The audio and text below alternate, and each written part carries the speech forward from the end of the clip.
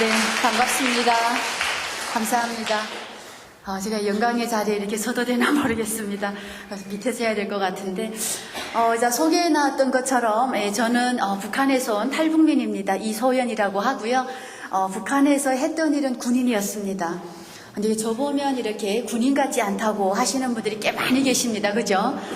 총 못 쏘게 생겼습니다, 제가. 근데 이제라도 총 쥐어주면 아마 백발백중의 사격수가 돼 있지 않을까. 그러게요. 사실은 소개해 놨던 것처럼 아버지가 김일성 부인이었던 김정숙의 이름을 딴 교원대학교에서 김일성 혁명 역사를 가르치는 교수였습니다. 어떻게 보면 북한에서 가장 최고의 직업을 아마 가지셨다고 할 수 있고, 또 북한에서 가장 그 체제를 지키기 위해서 중요하게 여기는 그러한 과목이기도 했습니다. 네, 그런 가족에서 탈북자가 생겼습니다. 사실은 제가 태어나서 부모님 손에서 자랄 때까지는 부모님하고 이렇게 떨어져 산다는 생각도 못 해봤고요. 제가 대한민국 제가 배웠던 남조선에 와서 살 줄도 몰랐습니다. 그냥 제가 군대에 자원했던 이유는 북한의 여성들은 거의 자원해서 군대에 가는데요. 그냥 저희 아버지처럼 훌륭한 권력가가 되고 싶었습니다. 저희 어머니가 꿈이 있어요. 한국에서도 그러죠. 엄마의 꿈이 자식의 꿈이 된다고. 엄마가 꼭 그거 못하신 거 자식한테 시키려고 합니다. 그죠? 그래서 저희 어머니가 저희를 키우실 때 늘 하시는 말씀이 너무 늦게 이렇게 한글을 배우셨다고 하셨어요. 그래서 아마 어렸을 때 학교를 못 다니셨나 봅니다. 그래서 어머니가 저희 자식 사남매였는데요. 위에 오빠 두 분이 계시고 저랑 여동생이 있었는데 저한테 꼭 유독 그랬습니다. 아버지의 뒤를 이어서 학교 선생님 하면 좋겠다 그랬습니다. 그래서 오빠들은 왜 하면 안 됩니까? 그랬더니 오빠들은 공부 못한대요. 학교 다니는데. 그래서 저한테 아버지의 뒤를 이어서 학교 선생님 하라는 이런 기대를 주셨는데, 제가 고등학교 졸업하면서 그래, 학교 선생님 하자. 아버지 대학교 가게 되면 저희 아버지가 딸 자식은 시험 성적 안 보고 그냥 붙여줄 것 같았습니다. 그래서 학교 선생님 하는 것은 그닥 어려운 일이 아니었어요. 그런데 제가 고등학교 졸업하면서 17살에 북한 사회를 이렇게 처음 뒤돌아봤습니다. 어떤 사람들이 가장 잘 사냐면요. 당원이 잘 살지 않아요. 북한의 당원은요. 간부, 당원이면서 간부인 사람은 잘 사는데 그냥 당원인 사람은 노예였습니다. 그래서 제가 나도 권력가가 되어서 사람들의 등을 쳐먹는 사람이죠. 한마디로 사람들에게 내가 뇌물을 받는 사람이 돼야 북한 사회에서 살아남겠다라는 생각이 들었습니다. 살아가는 게 아니라 살아남는 거였어요. 그래서 당 간부가 되고자 군대에 자원을 했고요. 북한에서는 군대 갔다 오고 당원이고 대학교만 나오면 간부를 시켜줍니다. 해서 군대 가서 10년간 군복무를 했는데, 제가 어제 공작이란 영화를 봤어요. 영화관에서는 못 보고 어제 TV에서 방영해줬는데, 그 영화를 보니까 북한의 임무를 받고 들어가는 이분이 있죠. 그 주인공분. 이분께서 신의주를 통해서 평양에 김정일이가 불러서 들어가죠. 그때 그 장면 혹시 기억하십니까? 신의주에서 많은 북한 사람들이 길 옆에 앉아 있는데 악취가 나고요. 그래서 이 냄새가 어디서 나는 냄새냐 그랬더니 수레에다가 죽은 사람 이렇게 싣고 다니고 그러죠. 그러면서 여기저기 애들이 막 구걸을 하면서 뛰어다니는 꽃제비 애들이 있고요. 저는 그걸 보고요.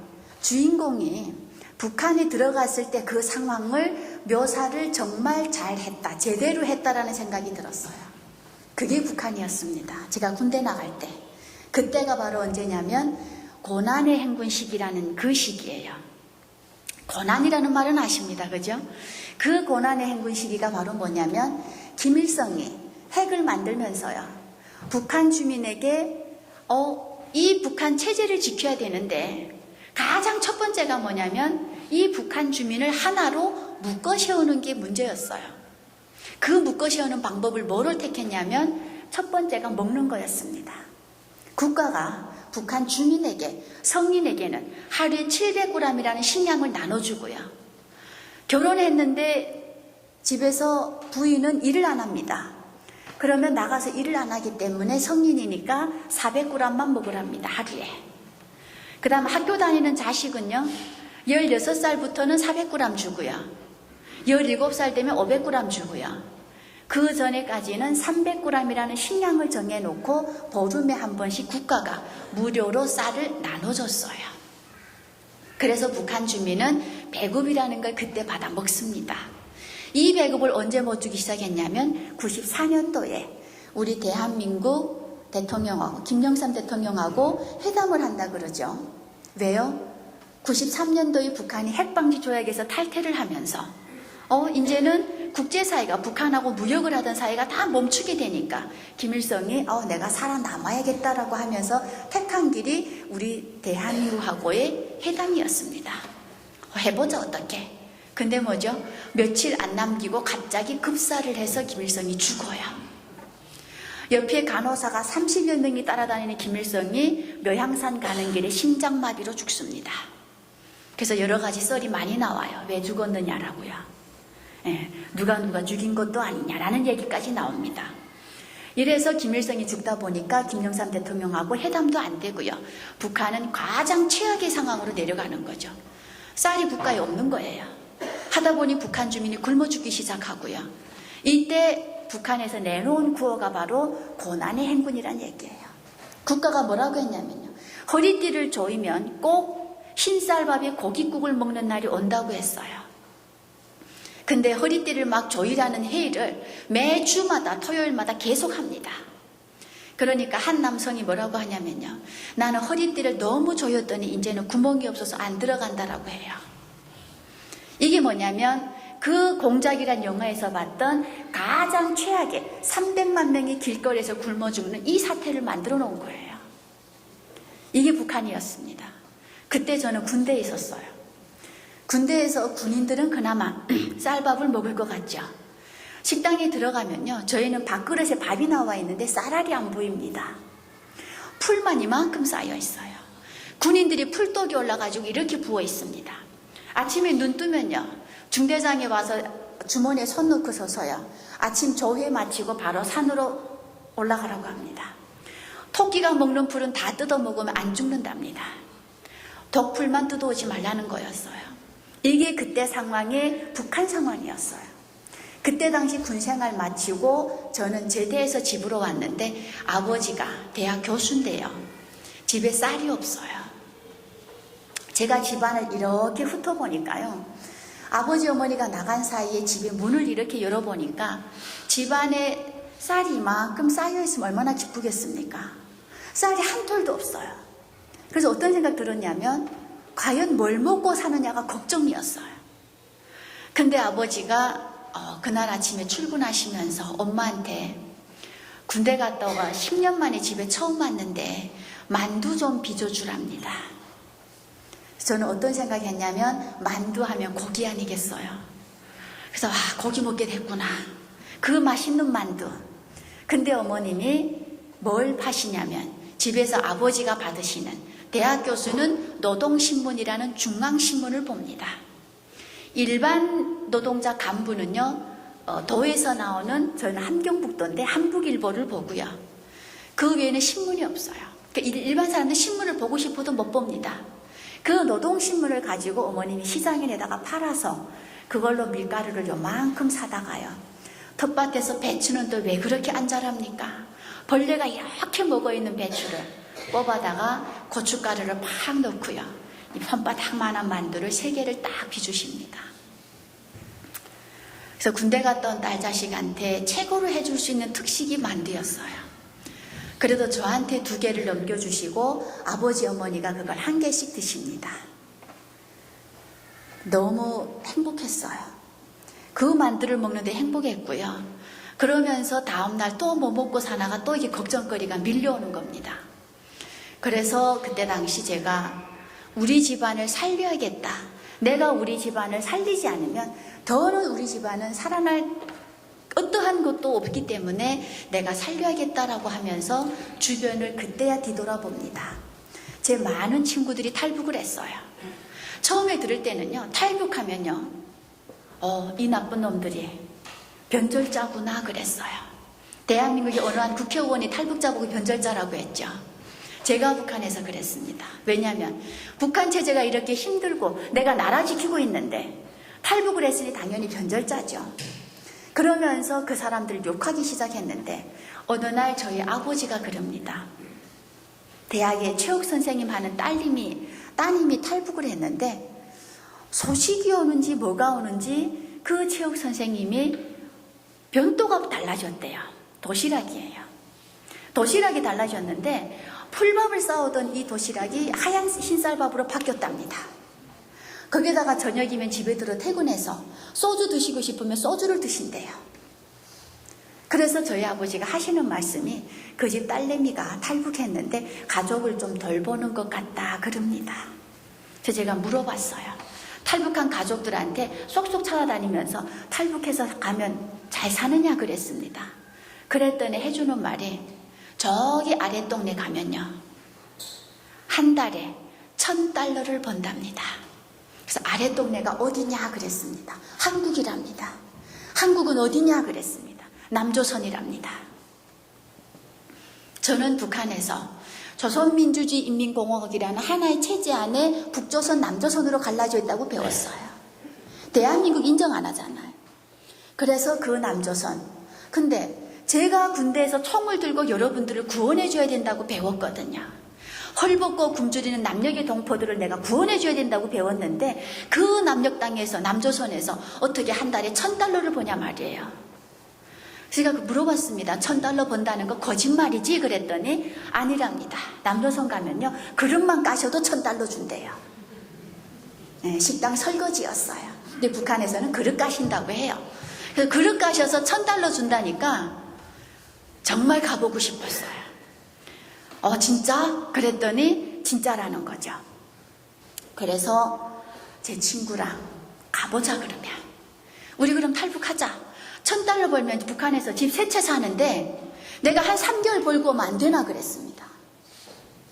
참 천진난만한 생각을 했죠. 그래서 한 $3,000 벌어가지고 집에 가서 집 하나 사고요. 나머지 돈으로 장사 미천해서 우리 아버지 엄마 흰쌀밥 고기 한번 푸짐히 대접하고요. 그러고 오래오래 행복하게 살자고 생각했어요. 하고 두만강을 딱 건너려고 하는데 총을 들고 지키는 국경경비대 군인들이 있습니다. 제가 그랬습니다.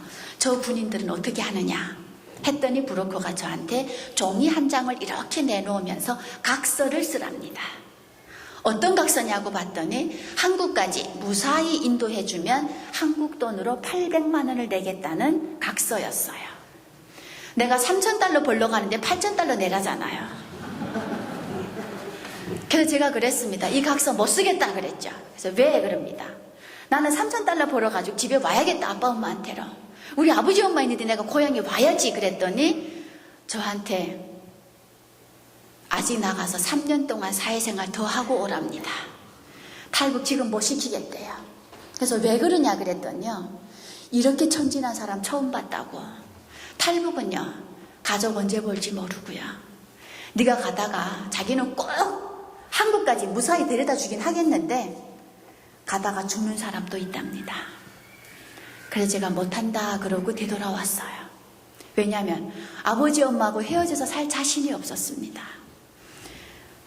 나를 키워주시고 나를 낳아주신 부모님인데 내가 10년 동안 헤어졌다 왔는데 그 부모님하고 어떻게 헤어지냐 말이에요. 그러고 왔더니 저랑 같이 탈북하기로 했던 이 친구가 등이 다른 거예요. 이 친구는 엄마가 먼저 탈북에 있고 오빠가 먼저 탈북에 다 여기 와 있어요. 그래서 저한테 뭐라고 하냐면 이 친구가 내가 이제는 너를 대한민국 보여줄게 그러면서 어느 날 저희 집에 뭘 들고 왔냐면 CD를 들고 왔어요. 천국의 계단이라는 드라마가 나오는 CD였어요. 그 드라마를 보는데 권상우가 나오는데요, 대한민국 남자 그렇게 멋있습니다. 거기에다가 명대사 나오잖아요. 사랑은 돌아오는 거야 이러잖아요. 세상에 개소리치네 그랬죠. 사랑이 어떻게 되돌아오냐 말이에요. 그리고 그걸 보니까 제가 너무도 놀라웠던 것이 저희 북한의 드라마 영화는요, 우리 청춘 남녀가 사랑을 하면요, 그럽니다. 서현동무, 우리 가정을 만들어서 수령님께 충성하자고, 이게 프로포즈예요. 근데 이 천국의 계단에서는 그게 아니에요. 너랑 나랑 잘 살자예요. 그러면서 삼각관계가 딱 형성이 되면서 한 사람이 딱 떨어져 나가잖아요. 그러니까 다음날에 선글라스 끼고 해외로 나갑니다. 비행기 타고 실현당했는데 왜 해외 나가 그랬더니 3년 있다가 성공해서 돌아오는 거예요. 와, 제가 그래서 선글라스만 끼면 해외 나가는구나 이러면서 그때 당시 대한민국 문화를 처음 접하면서 너무 놀라운 사실을 접하게 된 거죠. 그러면서 그때 당시 한 가지 의심이 들었습니다. 북한에서 저녁 9시만 되면 대한민국 뉴스를 보여줍니다. 청년 대학생들이 광화문에서 집회를 해요.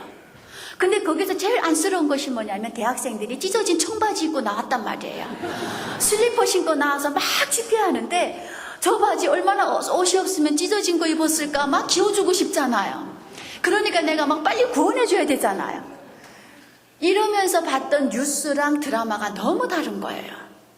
이거는 정말 놀라운 거다.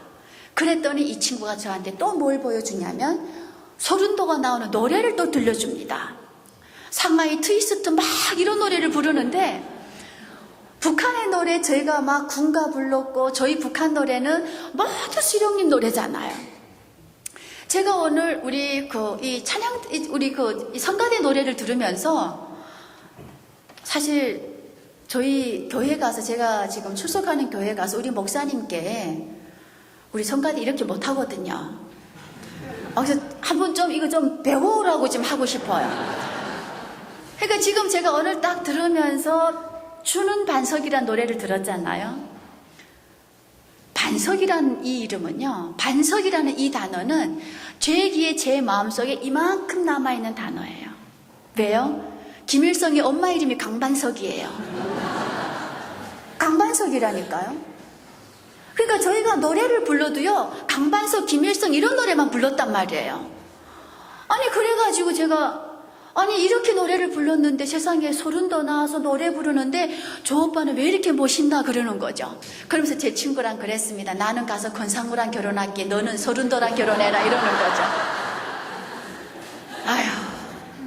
이러면서 북한에서 대한민국에 대한 막 꿈을 꿨어요.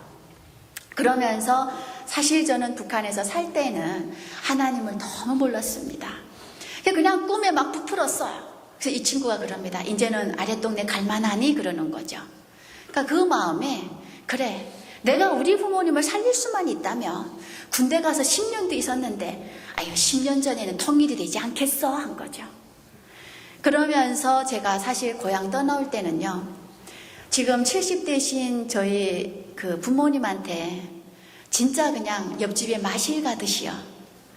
잘 있어요. 내가 갔다 올게요. 이랬어요. 지금처럼 이렇게 제가 오랫동안 부모님을 못 본다라고 제가 생각을 했으면 따뜻하게 한번 내가 안아주지 않았을까 싶어요. 그리고 아마 그 사랑합니다라는 말 한마디도 해주고 오지 않았을까. 지금 제가 이거 그 부모님이란 얘기만 해도 이렇게 뭉클하잖아요. 근데 그때 당시는 그냥 왜 그렇게 너무도 쉽게 정말 마실 가듯이 그냥 이렇게 손주었는데 아버지가 밖으로 안 나오시는 거예요. 저희 아버지가 밖으로 안 나오시고 그냥 창문으로 이렇게 내다보시면서 아버지가 그냥 손만 저으셨는데 많이 웃었을 것 같아요. 많이 웃었을 것 같습니다. 그러면서 그때 당시 이게 부모님하고 내가 너무도 오랫동안 많이 헤어져 있어야 된다라는 아픔이라는 것도 생각을 못하고 그때 당시 두만강 앞에까지 딱 왔는데 그때가 6월 19일이에요. 6월 19일 날 두만강을 딱 이렇게 건너는데 이제는 브로커한테도 800만 원 다 주기로 했고요. 군인이 강을 안내해 준다고 하니까 이제는 부모님 생각 다 접었고요. 북한에서 생각 다 접었고 내가 가는 길만 이제는 무사하면 되겠다라는 생각밖에 없었습니다. 해서 이 친구랑 손잡고 두만강을 이렇게 딱 건넜는데 중국에서 마중 나온 브로커가 있더만요. 정말 잘 먹어서 그런가 몸집도 이만한 이런 브로커가 있는데, 브로커를 딱 만나니까 브로커가 얼굴에 미소를 이렇게 띠면서 좋아라 하면서 저희들을 데리고 자기 집으로 연길 시내까지 이렇게 데리고 들어갔어요. 그 들어가는 길은 이미 저는 이제는 한국까지 가리라라는 이 마음가짐을 이렇게 했기 때문에, 들어갈 때 저희 어떻게 들어갔냐면 자동차 짐칸에 실려서 들어갔어요. 중간중간에 초소가 있기 때문에 저희 한국에서 왔습니다, 우리 통과합니다를 못하는 거예요. 숨어서 들어가야 된대요. 그쯤 한 거 괜찮아 그랬어요. 괜찮다고, 짐칸에 숨어 있을 수 있죠 그랬죠. 그 다음 가다가 또 산길을 돌아서 가야 된대요. 그래서 밤새 산을 타서 연길 시내까지 이렇게 떨어지는데 안 힘들었어요. 저에겐 꿈이 있었잖아요. 한국에 와서 내가 돈을 벌어서 우리 가족을 살리겠다는 꿈이 있었기 때문에 그쯤 한 거 그랬죠. 해서 시내까지 딱 도착을 했는데, 그날 브로커의 마음이 저희들을 한국으로 보내줄 마음이 아니었어요. 중국에 온 많은 탈북 여성들이요, 여러분들의 아들, 딸 같은, 딸, 자식 같은 이런 어린 친구들이 도착하게 되면 나이에 따라서, 외모순에 따라서 가격이 매겨집니다. 해서 중국의 장가 못 간 상간호제 사람들에게 팔려다녀요. 그때부터 저희는 물건입니다. 그런 서름을 그때 처음 알았어요. 탈북 여성들이 그냥 중국에서 살다 잡혀왔다 이런 얘기는 가끔 들었는데, 그 여성들이 그런 고통을 당한 줄은 저도 몰랐습니다. 해서 브로커가 저희한테 뭐라고 하냐면 인신매매로 중국에 팔아버린다는 거였어요. 그때부터 저희들은 두 명이 울기 시작합니다. 우리는 헤어질 수가 없고, 헤어지면 의지가 되는 게 아무것도 없잖아요.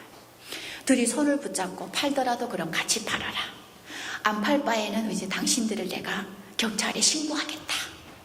이러면서 신경질을 하다 보니까 거기에서 브로커가 이런 악질 같은 것들은 처음 봤다 그러면서 저희들을 다시 자동차 승용차 뒷칸에 싣습니다. 비닐 테이프로 다 묶길래 그냥 어떠한 아무런 이런 저항도 못하게 하는구나 싶었는데, 테이프로 묶어서 어디다 갖다 놓냐면 두만강에 다시 던져가지고 저희가 북한으로 다시 건너가게 됐어요.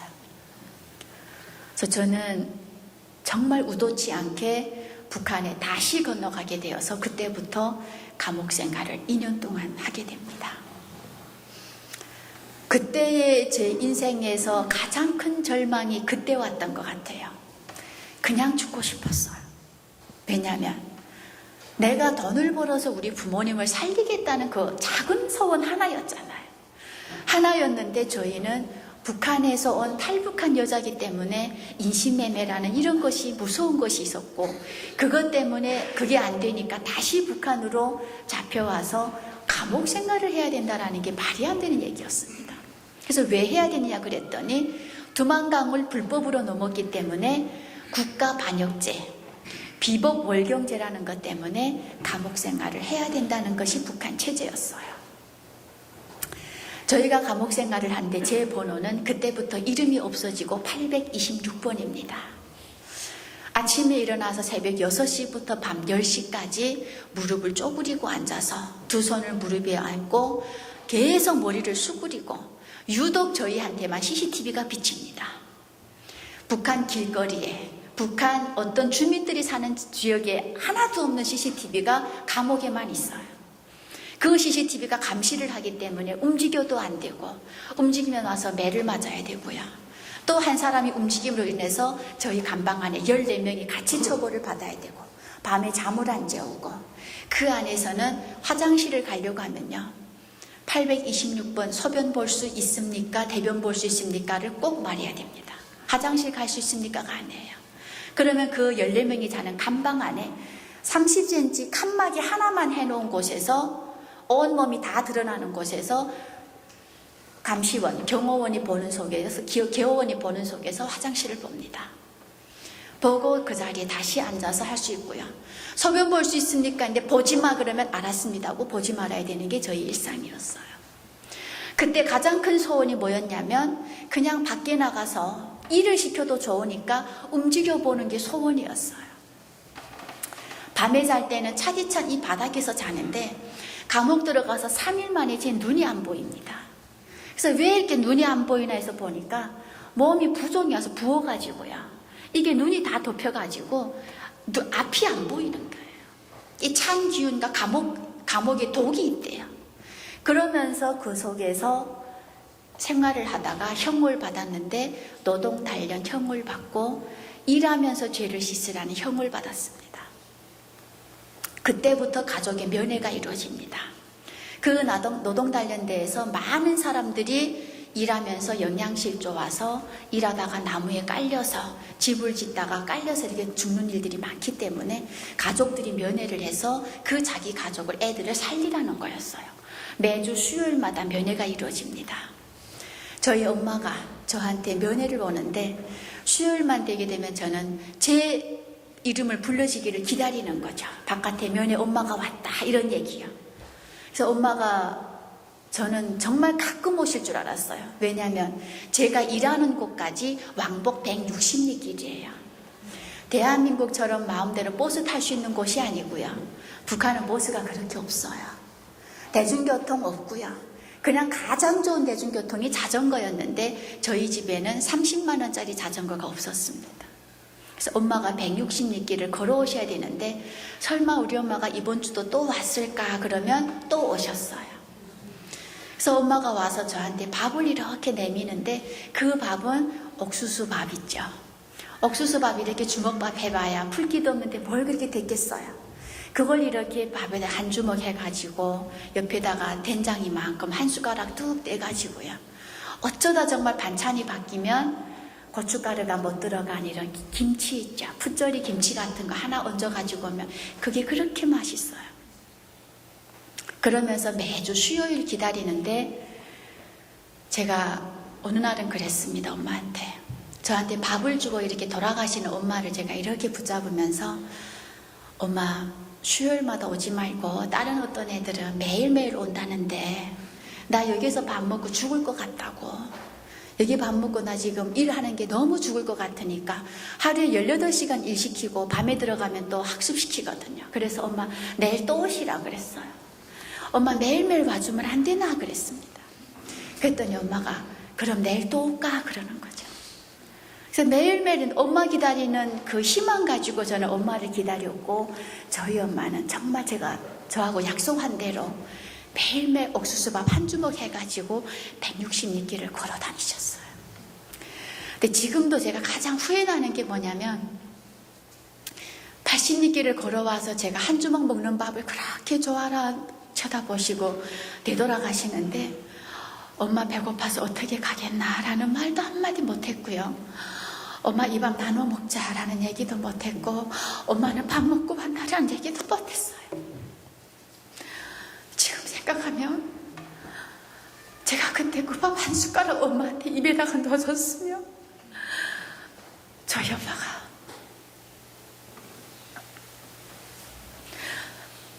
제가 그 노동 단련형을 마치고 나오니까 엄마가 결핵에 걸려서 영양실조가 나오셔가지고 다 죽게 되신 거예요. 그때야 제가 알았습니다. 그냥 나 살자고 내가 그냥 거기서 죄인들이 살아가는 곳에서 나 정말 죽을 것 같아서 엄마 두 다리 붙잡고 매달렸는데 우리 엄마니까 부모니까 당연히 해야 될 거라고 생각을 했는데요. 우리 엄마가 내 엄마니까 했구나 싶었습니다. 여기 계신 부모님들 다 똑같을 거예요. 또 자신 키우는 입장에서도 내 새끼라면 누구나 하셨을 거예요. 근데 저희 엄마는 감옥에서 제가 영양실조로 죽어갈까봐 160리길을 그렇게 다니셨는데 나와보니까 온 집안이 이제는 풍지박산이 다 난 거예요. 그때 생각했습니다. 이번에는 살자. 내가 살아서 이번엔 탈북이 꼭 성공해서 내가 우리 엄마한테 효도하겠다 그랬습니다. 내가 불쌍한 우리 엄마한테 흰쌀밥 배부르게 평생 내가 먹게 하겠다 생각했어요. 그 흰쌀밥이요. 그래서 11월 23일 날 두만강을 또 건너기로 합니다. 얼음물이 얼마나 차가운지요. 브로커가 그럽니다. 두만강 건너가면 옷이 젖으니까 옷을 다 벗어서 선 위로 이렇게 쳐들고 속옷만 입고 건너래요. 살이 두만강 물이 얼음물에 닿는데 그냥 바늘로 막 찢어버리는 것 같아요. 아프다는 소리도 낼 수 없었고요. 신음소리 내고 내가 고통의 소리를 낸다면 또 잡혀갈까봐 신음소리조차 낼 수 없는 것이 북한에서 태어난 저의 운명이었습니다. 두만강을 건너서 나가보니까 다리도 찢어져서 피가 나오고 배 밑으로 찢어져서 피가 나오고 건너가서 발바닥으로 돌멩이를 짚으니까 돌멩이가 이렇게 떡떡 붙어나요. 그런데도 소리 한마디 못했습니다. 브로커가 그냥 빨리 옷 입어 그러면 그냥 옷 입어 가지고 막 건너는데 그때 제가 그랬습니다. 어렸을 때 저희 외할머니가 저랑 하트 치면서 그랬거든요. 이번엔 할머니 이길 거다 그랬습니다. 할머니 어떻게 이긴다고 장담을 하느냐, 어떻게 자신하냐 하니까 하나님한테 기도드렸다 그래요. 그래서 제가 그랬습니다. 그때 어렸을 때 정말 머리 이렇게 묶고 다닐 때 제가 그럼 나도 기도해 볼래 그랬거든요. 그러니까 할머니가 뭐라고 하냐면 뒤에 가서 하늘 쳐다보면서 이렇게 하면서 하나님한테 기도하라고 가서 빌고 와라 그랬습니다. 그때 제가 뭐라고 기도했냐면 우리 할머니랑 하트 쳐서 하나님 이기게 하면 우리 하나님 굼덩이 드릴게요 그랬거든요. 그게 생각났어요. 그러면서 제가 그랬습니다. 나 두 번째 탈북합니다. 하나님 정말 하늘에 하나님 계시냐 그랬습니다. 정말 하나님 계시면 나 우리 엄마 아빠 꼭 살리고 싶다고. 이제는 제가 살고 싶은 거 아닙니다. 우리 하나님 저에게 기도인지도 모르겠습니다. 그냥 살려만 주시라 그랬어요. 그냥 우리 하나님만 살려주시면 제가 어렸을 때 못 따드린 굼덩이 내가 다 드린다고 그랬어. 그런 기도 아닌 기도를 제가 막 하는 거예요. 해가지고 중국에 딱 넘어오니까 브로커가 그럽니다. 어디로 가고 싶냐고. 한국 가고 싶다. 한국 가면 $1,000 번다는데 중국에 있으면 한 $1,000 주느냐 안 준대요. 한국 가고 싶으니까 제가 브로커한테 그랬죠. 내가 브로커 비용을 얼마라도 내가 갚을 테니까 나 꼭 보내달라고. 그러면서 했더니 이 브로커는 정말 제가 두 번째는 운이 좋게도 한국으로 길을 열어주는 브로커를 만나가지고요. 이 브로커가 저를 중국으로 안내를 해서 라오스 국경을 넘어가지고요. 한국까지 오는 길을 이렇게 브로커 안내를 해주면서 대한민국까지 들어오게 됐어요. 참 그 과정에 제가 어떤 생각이 했냐면요. 사실은 십자가도 잘 모르고 하나님도 잘 몰랐던 저지만은 두만강 건널 때 하나님 하니까 브로커가 잘 왔어요. 그 다음에 또 한국에 꼭 보내주는 브로커, 이 브로커 꼭 좋은 브로커였으면 좋겠다 기도했더니 정말 한국까지 또 보내주는 브로커였고요. 그러면서 제가 이런 생각이 들었습니다. 그러면 한국에 딱 도착하니까 하나님, 제가 뭐라고 했냐면요. 한 달에 정말 $1,000 벌게 해주실 거냐 그랬어요. 우리 하나님 나 $1,000 벌게 해주면 하나님한테 제가 돈 좀 갖다 뇌물 좀 드린다 그랬어요. 네, 그때 11조 잘 몰라서 그랬어요. 네, 그래서 뇌물 좀 드린다 그러면서 기도를 했는데 어느 날 우리 지역에 있는 목사님하고 그러니까 제가 그냥 하나원에서 교회를 이렇게 조금 갔었거든요. 사실 하나원에서 갔던 교회는 성경 말씀도 잘 모르고요. 내가 그냥 하나님 그냥 기도합니다 뭐 이렇게 했을 때 내 길이 잘 열렸던 게 그냥 생각나서 이렇게 갔더니 매 주일마다 가니까 하나원에서는 오징어 한 마리씩 줘요. 근데 그게 너무 맛있는 거예요. 북한에서 오징어 한 마리가 3,500원 대학교수 월급이거든요. 그래가지고 이 북한 사람들이 오징어 먹는 거, 마른 오징어 먹는 거 또 그렇게 좋아해요. 그래서 주일마다 가니까 마른 오징어 주니까 뭐 이건 덤으로 맛있는 것도 없겠다. 또 간 거죠. 그러다가 사회 나와서 교회 그럼 또 가면 이번에 이 교회에서 뭐 주나 싶어가지고 교회 제일 먼저 정말 나오자마자 주일에 그냥 십자가 있는 교회 그냥 찾아갔어요. 찾아가서 북한에서 왔는데 기도하러 왔습니다 하니까 그 목사님은 이상하다 그러면 뒤에 앉아 기도하라고. 그래서 그냥 기도했거든요. 그때 우리 그 형사님이 저를 일자리 소개해줘 가지고 서점에서 아르바이트를 했어요.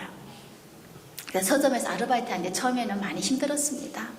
왜 뭐가 힘들었냐면 막 책들 파는데 대한민국 어머님들이 와서 뭐 기출문제집 하면 한 개만 다 사가면 좋겠는데 막 올백도 있고요, 뭐 기탄에서 출판사가 다르고요, 엄마들이 요구하는 게 다 달라요.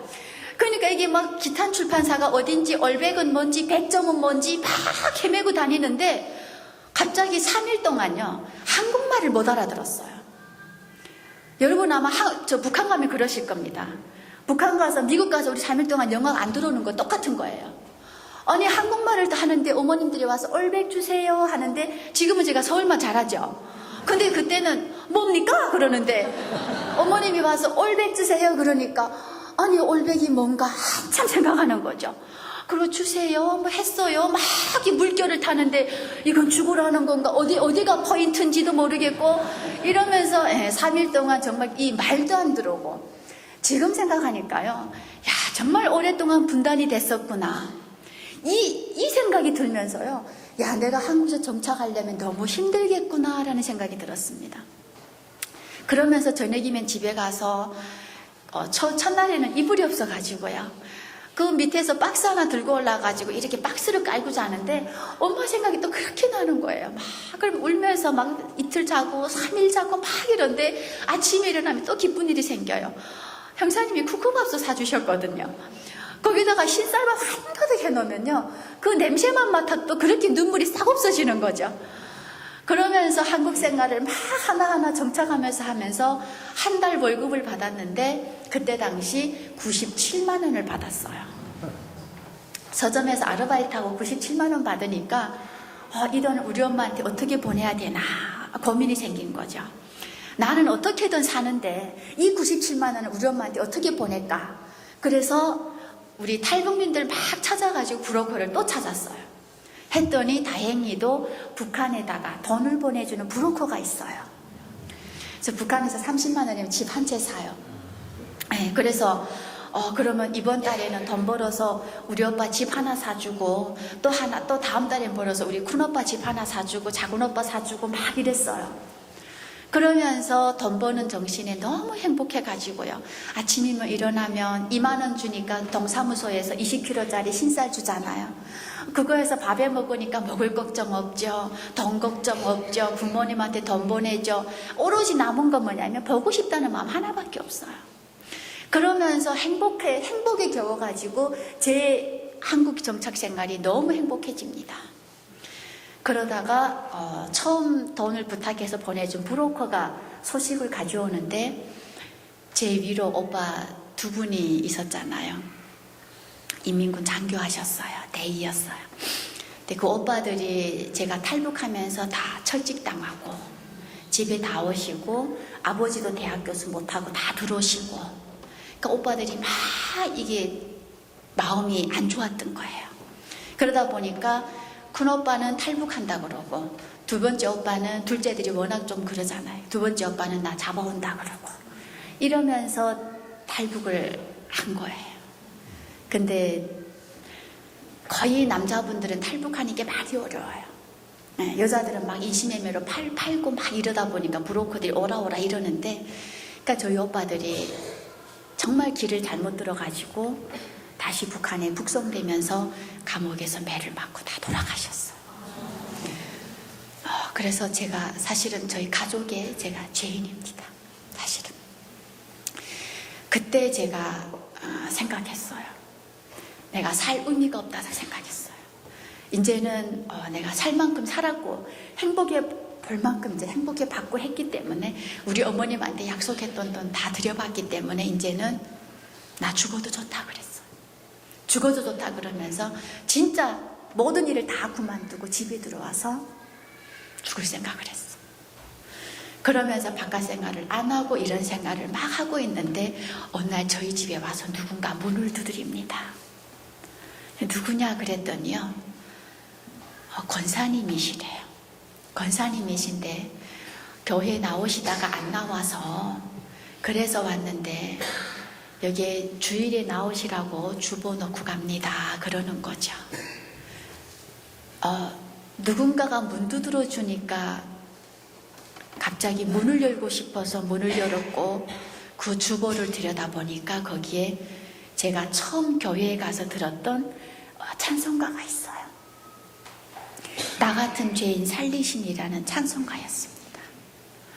그 찬송가 한 구절 한 구절을 보는데 갑자기 제가 너무도 죄인으로 살아왔다는 생각이 들었고요.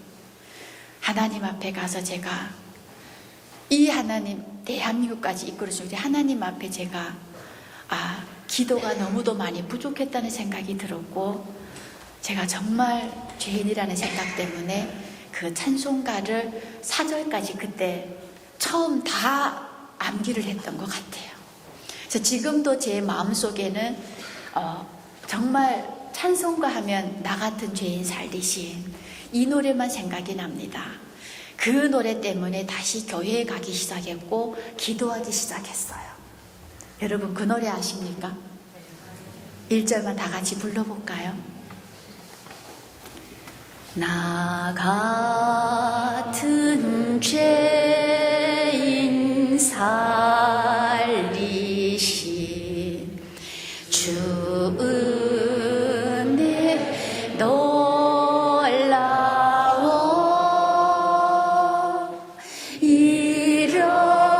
잃었던 생명 찾았고 광명을 얻었네.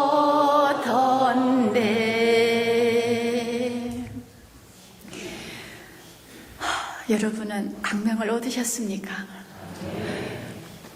저는 그때 다시 교회에 가서 기도하기 시작했어요. 하나님 아버지, 제가 지금 두려움 속에서 살고 있고요. 무섭기도 하고요. 이제는 어떻게 살아야 될지도 모르겠고 그러면서 주님 주님 하면서 기도하기 시작했는데 어느 날 새벽에 일어났는데 저한테 다른 찬송가가 귀에 들려옵니다. 구하고 또 구하라. 신실하신 여호와 우리 주님께서 너를 꼭 안고 돌보시리라 라는 이 찬송가가 또 들려오기 시작했고요. 그때 우리 목사님께서 저를 이렇게 안아주시면서 빌립보서 4장 6절의 말씀을 들려주셨어요. 그래서 오늘 제가 여러분들하고 나누고 싶어서 그 말씀을 제가 우리 목사님께 보내드렸습니다. 모든 일에 기도와 간구로 감사함으로 우리 하나님께 아뢰며 우리 주 예수 그리스도께서 그 모든 기도 다 들어주신다고. 그래서 제가 그때부터 빌립보서 4장 6절 말씀을 마음에 새기고 기도하고 또 기도했습니다. 정말 기적이 일어났어요. 어느 날 제가 이렇게 자고 있는데 꿈속에 저희 오빠가 왔어요. 근데 제가 이렇게 자고 있는 모습을 내려다보는데 이 온갖 얼굴이 그렇게 해맑을 수가 없어요. 온갖 근심 걱정이 없이 저를 이렇게 내려다보는데 제가 너무 기뻐서 오빠라고 소리치면서 벌떡 일어났어요. 보니까 게임 꿈입니다. 우리 오빠 왜 왔지? 그랬죠. 우리 하나님께서 보내주셨구나.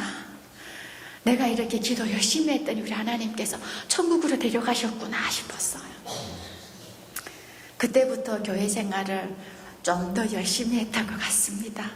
했더니 우리 목사님께서 어느 날 저한테 종이장 한 장을 이렇게 주시는데 보니까 집사가 돼 있더라고요. 그래서 제가 만날 그럽니다. 목사님 저를 너무 빨리 승진시키셨다고. 그래서 제가 늘 자랑하는 게 그겁니다. 인민군 상사가 집사가 됐습니다. 그랬죠. 그래서 요즘에는 제가 선교사 공부를 하고 있습니다. 한 달 전에 선교사 자격증을 받았고요. 통일 선교사가 되고 싶어서 요즘에 우리 탈북 여성들하고 함께 선교센터를 만들었어요. 평양 예루살렘 선교센터를 만들어가지고 우리 성경 공부하자 해서 나중에 여기 계신 분들 북한 땅 잘 모르시잖아요. 그래서 여러분들 손잡고 우리가 들어가서 북한에 가서 교회 안 지어도 됩니다. 왜 안 지어도 되는 줄 알아요? 북한은요, 체제를 운영하기 위해서 우상화 국가를 만들어 놓으면서 각 지역마다요, 김일성 동상이 38,000개 있어요. 그 동상이 있는 곳마다 김일성 사적관이에요. 그 사적관에서 동상 사진만 딱 떼고요, 십자가 딱 박으면 됩니다. 그래서 교회 안 지어도 돼요. 그리고 우리 지금 저희 같은 탈북민들 있잖아요. 손잡고 들어가면요, 북한 주민, 하나님 잘 모르겠어요, 그죠? 근데 저 탈북민입니다, 그죠? 제가 항해남도 해주 군사복무 했던 데 가서 아니 나 또 해주에서 살았지로 하고 해주말 해버리면요, 그냥 바로 저희들하고 융화가 되고요. 저기 함경도 가서는 우리 함경도 말도 있지 않습니까? 내가 이 사람이랑 왔음매 하게 되면 그냥 바로 통하는 거예요. 네, 이렇게 하게 되면 우리 하나님께서도 분명히 기뻐하실 일이고요. 제가 우리 탈북민들이 늘 하는 말이 있습니다. 저 북한 땅에 이렇게 빈익빈이라는 사람들이 차고 넘치는데 왜 우리 하나님 정말 계시냐라고 우리 탈북민들, 교회 처음 오시는 분들이 이렇게 의문을 던져요. 여러분께서 TV를 보셨습니다. 평양의 모습을 보게 되면 정말 휘황찬란하죠. 그 평양 저도 들어가 봤어요. 4번을 들어가 봤는데 3번은 군대 때 들어가 보다 보니까 그냥 무사통과예요. 군 차량으로 이동하니까. 사회에서 한번 가봤는데 그때는 평양 들어가려면요, 저희는 평양공화국이라고 해요. 이걸 통과하는데 군 초소, 경찰 초소, 국정원 초소 다 3개를 통과해야 됩니다. 북한은 보위부라고 하죠. 이 3개를 통과해야 들어가는 게 평양이에요. 평양에 인구 260만 명이 있어요. 근데 평양도 들어가면 부익부, 빈익빈이 있어요. 그래서 여기 온 탈북민들, 평양에서 오신 분들이 잘 살았어야 하는 사람이 있고 못 살았어야 하는 사람이 있잖아요. 그 평양, 정말 그 우리가 TV에서 보여주는 평양의 모습하고요, 지방의 모습은 하늘 땅 차이라고 생각을 하셔야 됩니다. 하늘 땅 차이예요. 저희 대학 교수가 북한에서 가장 최고의 월급 3,800원 받는데 시장에서 쌀 1kg가 5,000원이에요. 근데 이게 뭐냐면 대학 교수 월급으로 쌀 못 사는 겁니다. 국가가 쌀을 준다고 했잖아요, 배급을. 근데 그 배급 지금 못 주잖아요. 근데 어떻게 하면 주는 줄 압니까? 핵 안 만들면 돼요. 핵 한 번 만들 때 북한 주민 8년 동안 먹을 식량이 들어가요. 지금 북한이 핵실험 몇 번 했죠? 6천까지 했잖아요. 그럼 48년 동안 먹을 식량이 들어간 거예요. 우리 엊그제 유엔에서 보고서가 나왔습니다. 북한의 인구 2,400만인데 1,100만이 영양실조라는 거예요. 이건 뭐냐, 북한이 보고한 겁니다. 유엔에다가. 우리 지금 어려우니까 국제사회가 좀 도와주세요 이거예요. 그 대북제재 좀 풀어달라는 거예요. 근데 우리 세계는 뭡니까? 북한이 비핵화 안 하기 전에는 대북제재 안 풀어주겠다는 거죠. 그러니까 핵포기하면 되는 거예요. 근데 김정은 핵포기 할까요? 왜 안 한다고 생각하십니까? 왜요? 네. 물어보고 오셨나요? 안 합니다. 왜 안 하냐면 이 핵이라는 것은 북한 체제 지킴이에요. 체제 지킴입니다. 어제 그 트럼프가 이런 얘기를 했죠. 김정은이가 아버지가 절대 핵은 포기하지 말라고 했다고 트럼프한테 말했다고 했잖아요. 뉴스에 나왔어요. 이게 뭐 핵을 포기하는 순간에 체제를 내려놓는 겁니다. 그러면 김정은은 가장 무서운 게 뭔 줄 압니까? 어제 뉴스에 나왔죠. 북한의 간부들, 중앙당, 그 다음에 군 간부들에게, 군인들에게, 간부들에게 뭘 보여줬냐면 카다피 사건을 보여준 거예요. 독재자의 말로가 이렇게 된다는 거. 근데 그걸 독재자의 말로라고 안 했습니다. 군 세력이 약화되고요. 이 체제가 약화되면 카다피처럼 대통령이 시궁창에서 죽는다는 거예요. 이걸 어제 또 보여줍니다. 이게 북한이에요. 그러다 보니까 그 안에서 많은 사람들이 굶어 죽을 수밖에 없고 13만 명이라는 북한 어린이들이 영양실조 때문에 오늘 내일 지금 목숨을 앞에 두고 있다는 게 어제 유엔 보고서에서 나왔어요. 이 배고픔 외면하는 것이 북한 체제고요. 탈북민들 왜 탈북합니까? 가족 살리자고 탈북하는 거예요. 그 탈북 여성들이 물건처럼 팔려다니는 게 북한입니다. 근데 잡혀가면 뭐죠? 북한을 반역했다는 이 취급은 하는데, 이 처벌은 하는데, 너희 중국에서 그렇게 억울하게 팔려다녔어? 억울하면 안 풀어줍니다. 이게 북한이에요. 그래서 저는 북한 주민하고는 우리가 통일을 해야 될, 우리가 포용을 해야 될 대상이지만은 북한 체제는 뭐죠? 우리 대한민국을 위협하는 세력이라는 거. 이거는 오늘 여러분들께 이렇게 제가 말씀드립니다. 그래서 제가 한국에서 살아보고 북한도 살아보니까요, 통일은요, 우리 하나님이 주시는 통일밖에 없어요. 그래서 여러분과 제가 기도해야 됩니다. 그래서 저는 요즘에 기도 뭐 하고 있냐면요, 우리 하나님 복음 통일 꼭 주십시오. 사람의 방법으로 절대 안 되는 겁니다. 요즘에 제가 또 그 어려운 일이 한 가지가 또 있는데, 사실 북한에 제가 아들이 있었어요.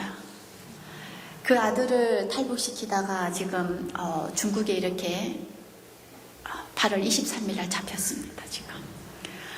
그래서 어떻게 이렇게 지금 좀 이렇게 꺼내야 되는데, 사실은 우리 목사님들께도 막 기도 부탁 많이 했고, 8월 23일부터 한 달 동안은 제가 사람처럼 안 살았어요. 매일 매 시간 매 순간 기도하면서 어느 날 제가 보니까 우리 인자하신 하나님 손을 이렇게 막 붙잡는 것처럼 제가 몸부림치면서 기도도 해봤습니다. 막 이러면서 기도도 해보고 하다 보니까 조금 어떠한 사람들이 조금 도와준다, 거의 살아날 가망이 있다라고 해서 여기까지 왔는데, 일주일 전에 이 일을 도와준다고 지금 들어가신 분이 보름째 지금 연락이 안 돼요.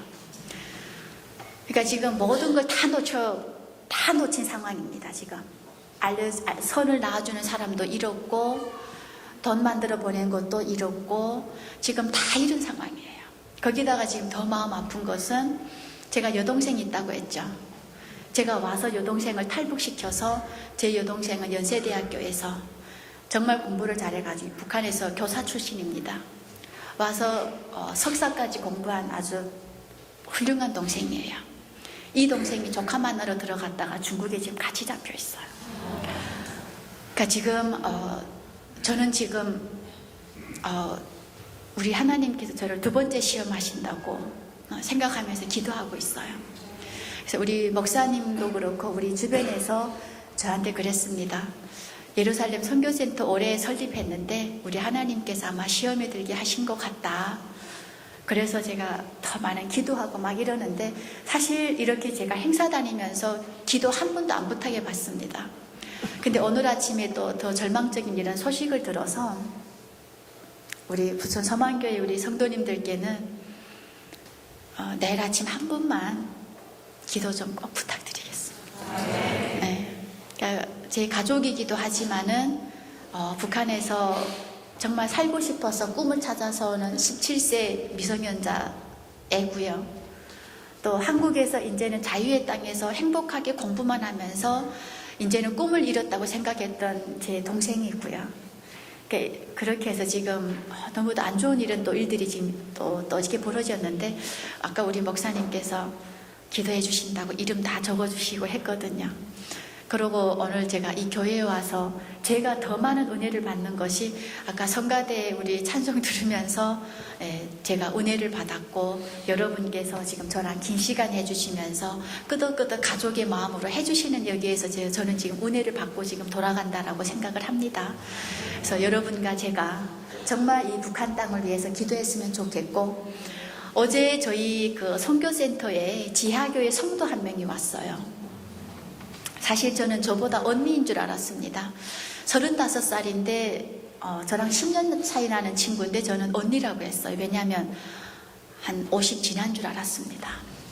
이 친구가 양강도 친구인데 중국에 다니면서 목사님을 만나서 성경 공부하면서 한 달에 $100를 후원받았대요.